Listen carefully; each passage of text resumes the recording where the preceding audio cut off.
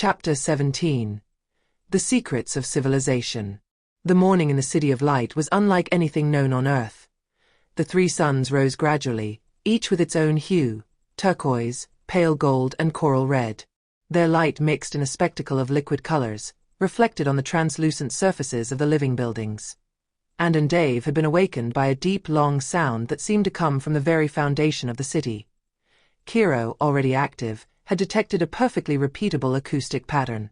"It is a signal, a call," the robot said in its synthetic voice. The guide beings were already waiting for them. Through simple but meaningful gestures, they invited them to follow them. The road led them into an immense structure, larger than any building they had seen before. From the outside, it seemed like a giant overturned tree, with its roots in the air, twisted around a luminous sphere. Entering, they discovered that the walls were made of translucent membranes, and inside, forms of light moved. Slowly, like solidified memories, it was, as they would find out, the living archive, the place where this civilization kept its entire history.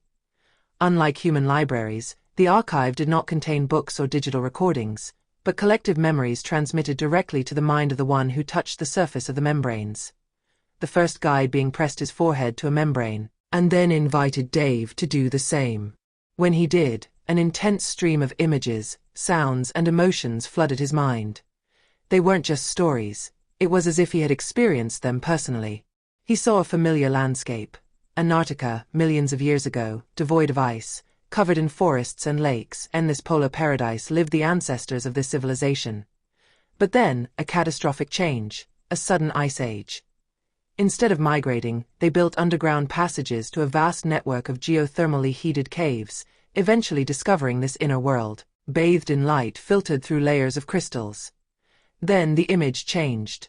The first contacts with humans, explorers lost in the last century.In their memories, Dave recognized the figure he had seen in the previous chapter. The stream of memories darkened, surface image, a group of people bringing with them metal tools, weapons, and strange objects. At first, the exchanges were peaceful, but soon conflicts arose. People were trying to take by force the crystals that powered the city.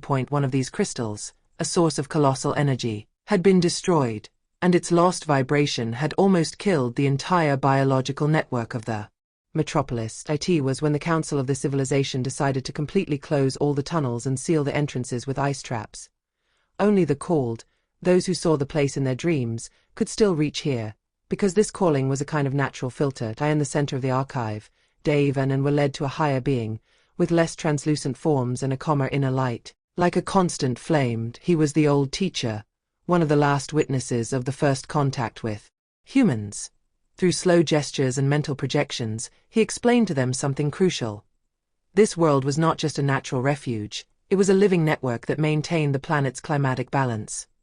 Its geothermal energy and its crystals, they regulated subtle flows that influenced ocean currents and global temperature. If humans were to extract these crystals en masse, not only would this world die, but the Earth's surface would also enter an irreversible imbalance. The teacher showed them another vision, a rapid succession of images of the three suns of the inner world, partially eclipsing each other. In those rare moments, the energy of the city intensified dozens of times, and a natural portal to the surface opened for several hours, in different places in Antarctica. "This is our connection to you, and our vulnerability," he transmitted, not in words, but directly into their minds.